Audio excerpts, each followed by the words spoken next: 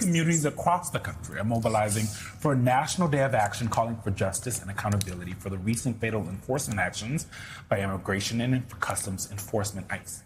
The hundreds of vigils, protests, demonstrations follow the two high-profile fatal shootings earlier this month of 52-year-old Lorenzo Salgado Araujo in Houston and 26-year-old Johann Sebastian Guerrero in Bedford, Maine.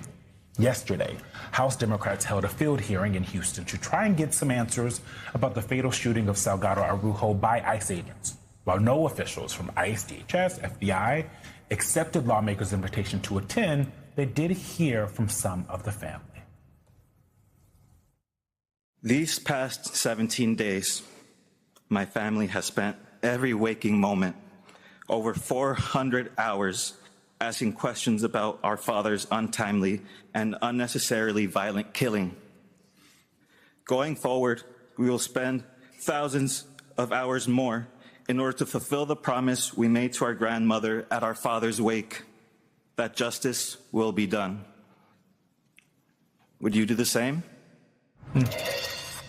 Joining us now at the table, one of the House Democrats who participated in the hearing yesterday, Congressman James Walkinshaw of Virginia. He's a member of both the House Oversight and Homeland Security Committees.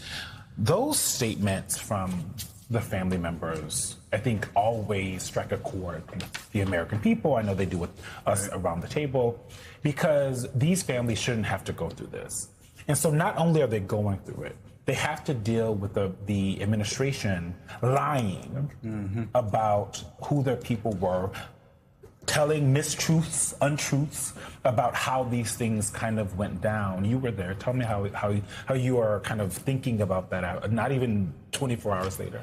Well, one of the reasons I went to Houston yesterday is I wanted to see what your viewers just saw. I wanted to see Lorenzo and Ronaldo in the flesh and be able to look into their eyes and see and feel that pain that they're experiencing and bring it back with me to Washington and try to communicate it to my colleagues, especially our Republican colleagues. But you made a good point. One of the things this administration has done time after time after time is pour salt in the wounds of these families after they've lost their loved ones. Renee Good, they called her a domestic terrorist. Alex Preddy, a domestic terrorist.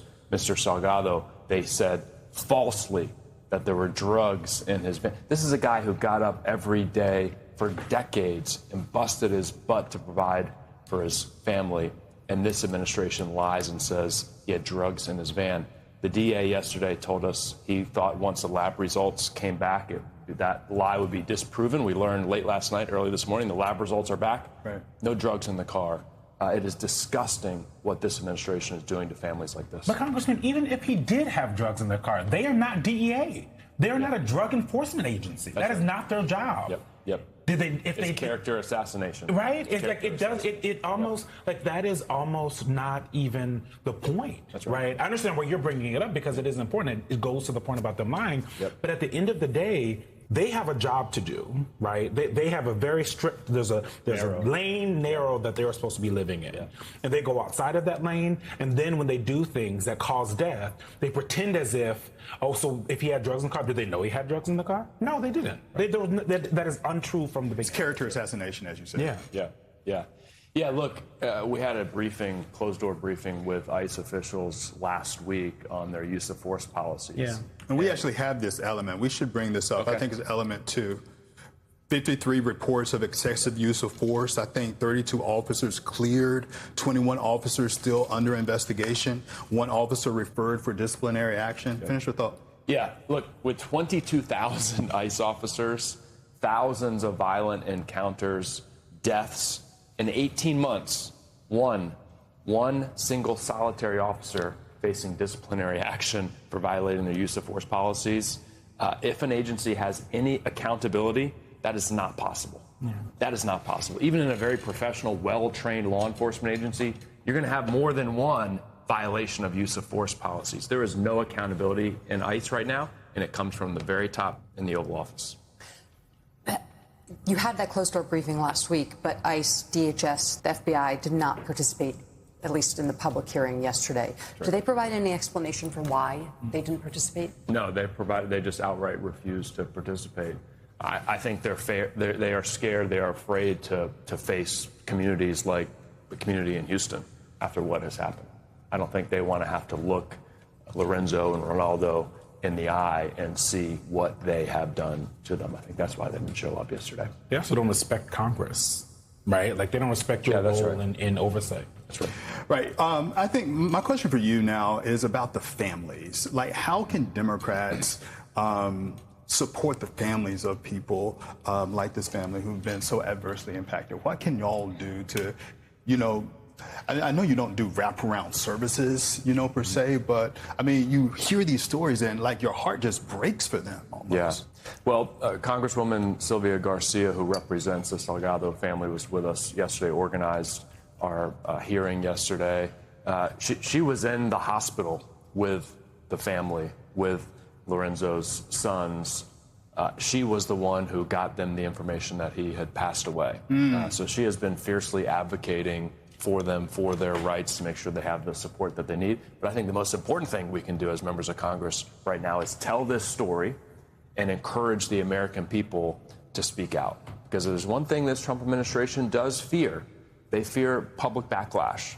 We saw that after Minnesota, when they reversed their policies in terms of these large-scale surges. Right. But they are continuing the violence. They're just kind of moving it under the radar, have tried to move it under the radar. We need the American people to speak out against that. I want to zoom out a little bit and talk about, you're on the Homeland Security Committee, and talk about ICE and DHS overall. I think the thing that I have heard over and over again from advocates and activists, immigration advocates and activists, is that this is an organization, DHS, an agency, and ICE, that at the end of the day, the environment has been cultivated for years and now is like on overdrive with Donald Trump and Stephen Miller and Mark Wayne Mullen, is a take no prisoners, no holds barred.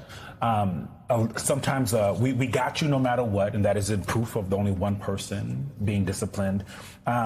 There was at one point a 47-day training to be in ICE, and frankly, they have stopped that. Yeah. When Mark Wayne Mullen came in, they're going back to their longer training. Yeah. But some of the folks that are on the ground right now are people who went through the 47-day training. Yeah.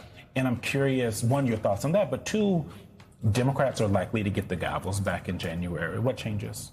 Well, on your first point in training, here's an important story. After the killing in Maine, DHS announces that they're going to put a stop to vehicle stops. Mm-hmm. And what are they going to do? They're going to retrain their officers to try to be able to conduct these stops more safely. Mm-hmm. What happens? Donald Trump gets a huge online backlash from groypers and nativists and immigration restrictionists and says, absolutely not, we're going to continue and push forward with our tough immigration policies and traffic stops. So this is not an administration that takes that training element seriously. On your second point, look, Democrats are going to keep pushing for the reforms that we have laid out that I think would have prevented some of these. Personally, I think ICE is so broken as an organization that it's going to have to ultimately be replaced. I think we need to enforce our immigration laws, but do it in a way that's humane. You think you should abolish ICE? I think we should replace it with a different agency that can do a better job of it in the future. Is that going to happen while Donald Trump's in the White House? Probably not. While Donald Trump is in the White House, we got to push and fight for reforms to end the carnage that they are causing. Congressman James Walkinshaw, fresh off a flight from Houston, thank you so much for coming to the table.